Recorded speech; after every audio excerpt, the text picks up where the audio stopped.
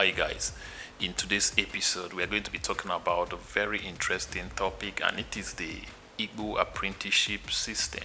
There are schools for knowledge, there are institutions for degrees, but there is a system, a quiet ancient system where boys become men and men become empire builders. This is not taught in Harvard, it is not listed on Forbes, but it is alive in the market of Nnewi, the busy market of Alaba. You can find these hustlers even in Araria and Idumota.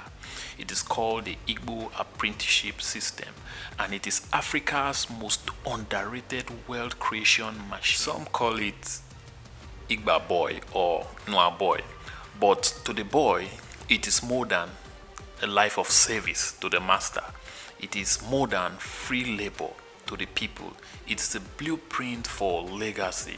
The West brought education, the education model to us at the time. It was all about the formal edict where we will go to school, be refined, our wings will be clipped, then we will get a job. But the Igbo man says, no, serve a master, become your own boss.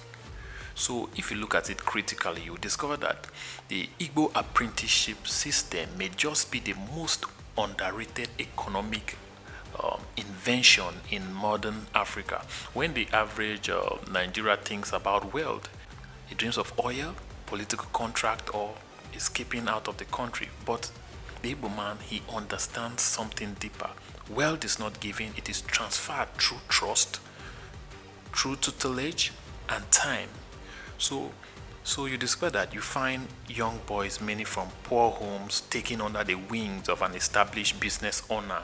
No paperwork is done, no salary, just loyalty, learning, and legacy. For 5 to 7 years, he serves, he watches, he feels, he grows. Then when the time comes, his master doesn't just thank him with ordinary words that, hey, boy, you have done well. He settles him with capital.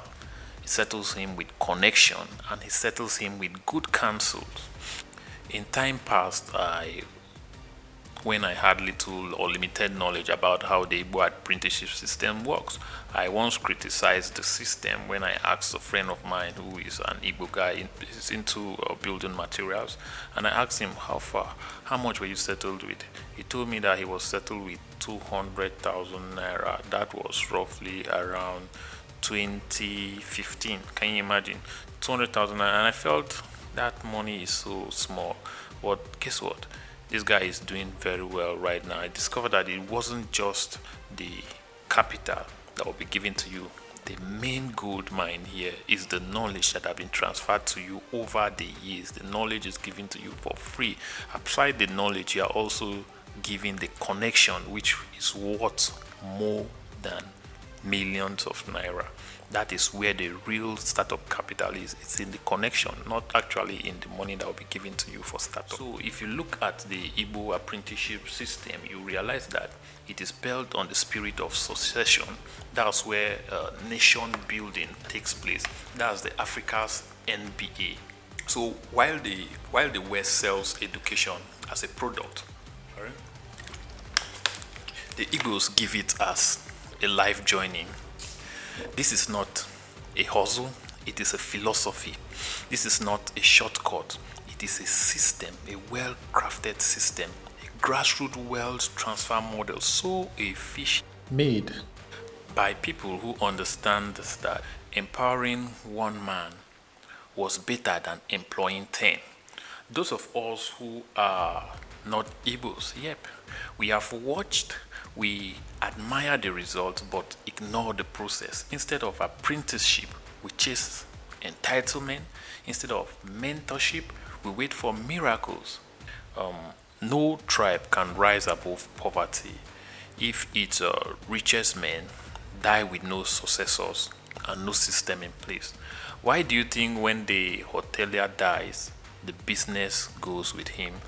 When a proprietor dies, the business goes with him. Or when the founder of most organizations are no more, in less than no time, the empire crumbles. Something they have built over the years through hard work and dedication. Don't forget, the Yorubas have intelligence. Yes, we can give that to them. God bless them with high level of intelligence and IQ. While the Northerners, the Hausas, they have land for agric. These guys are producers. Nothing dies in their hand. While the Ijos have oil, the Tiv have strength. But the Igbos have a system, and this system is the reason why Nnewi, a town with no oil, with little or no government handout, has produced more industrialists per capita than any city in Nigeria. You can fact check me on that. That's why you see an Igbo man can lose his business, they can lose their asset, but the next day they will try again from the arches of their previous business that was burned to the ground. No obstacle that big can break people who pass down business like inheritance and resilience like religion. What if the Hausa youth learn agro business the way the Igbo guy learns trade? Have you ever thought of that? What if the Yorubas choose to build a tech ecosystem rooted in mentorship and seed capital, not nepotism? What if the Niger Delta boy was taught to reinvest oil wealth into scalable enterprise, not political power? So, see, we need to understand this. The apprenticeship model, it's not just an Igbo inheritage, it's an Africa treasure waiting to be embraced. I do tell people this. You see, our university system teaches theory, while apprenticeship teaches survival. Universities teach concept, apprenticeship teaches character. Universities give degrees, yes, while apprenticeship gives direction. So when next you see a young boy packing goods under the sun, don't just pity him. You need to reflect. Think about your life, because in few years time when this guy will be balling, that's when you'll be coming out of school with your MSc, your BSc, your PhD and all that, and these guys are balling, and all you have is papers in your box. So we really need to change the concept. So when you see a young boy under the sun working in the market, you need to understand that that's his school. He's learning cash flow, he's learning how to negotiate, learning how to keep inventories, he's learning a whole lot. He's learning what no textbooks in any library of the world can teach. He's learning how to survive, thrive, and rise. Because in 7 years, the boy may return not as a servant anymore, but as a CEO.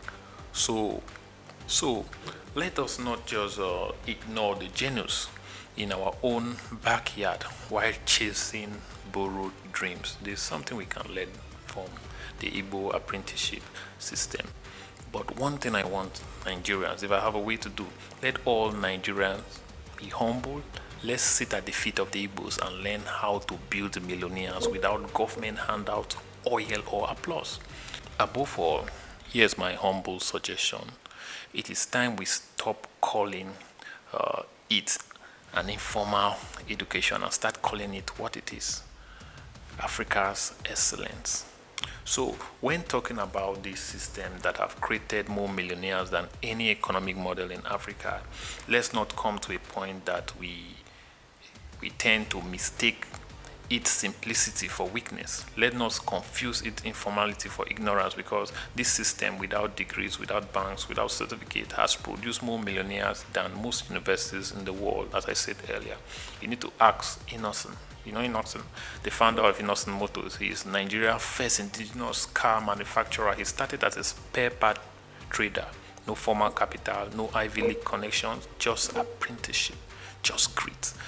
Do your findings about the likes of also Cosmos Maduka of Coscharis Group, who began as a boy in his uncle's bicycle shop. Yeah, that's how he started. He lost his father, I think, at the age of 4, but by 6, he was already learning how to trade. Today, he runs a multi-billion conglomerate that imports BMWs. He assembled Ford's vehicle. This man didn't just need a Silicon Valley pitch deck.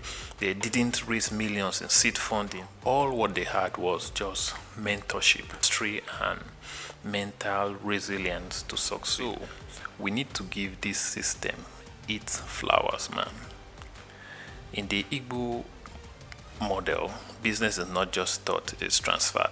Not with textbook, but with trust, as I said earlier, not in the classroom, but in marketplace where it's supposed to be taught. You see, apprenticeship is not just a job, it is an initiation process. The boy watches, he learns, he feels, he rises. He's taught how to read people, not just profit. That is emotional intelligence. He learns supply chains before he knows the words for it. He understands cash flow, not in spreadsheets, but in survival. The master doesn't just teach him business, he teaches him life, the art of patience, the art of endurance, teaches him how to negotiate, he teaches him discipline. And when his time is done, the master doesn't just say, "Hey, thank you, boy." He settles him. He gives him capital, stocks, supplies, sometimes a shop, and most importantly, it gives him a chance, a shot at life. And you know, anybody who connects you to make money in this life is automatically family. That's the greatest bond for a hustler. You understand? Anyone who connects you to business opportunity, anyone who connects you to an opportunity to make money, actually, such a person is more than family. Those are the people we actually call bro. You understand? So that's it. So the Western education gives you a certificate, while the Igbo gives you an economy. The Igbo system is decentralized, it is self-sustaining, it is scalable, because every apprentice who rises, he becomes a master, and every master who rises, he thinks about lifting another one. Just like Davido say, the popular singer Davido said, "We rise by lifting others."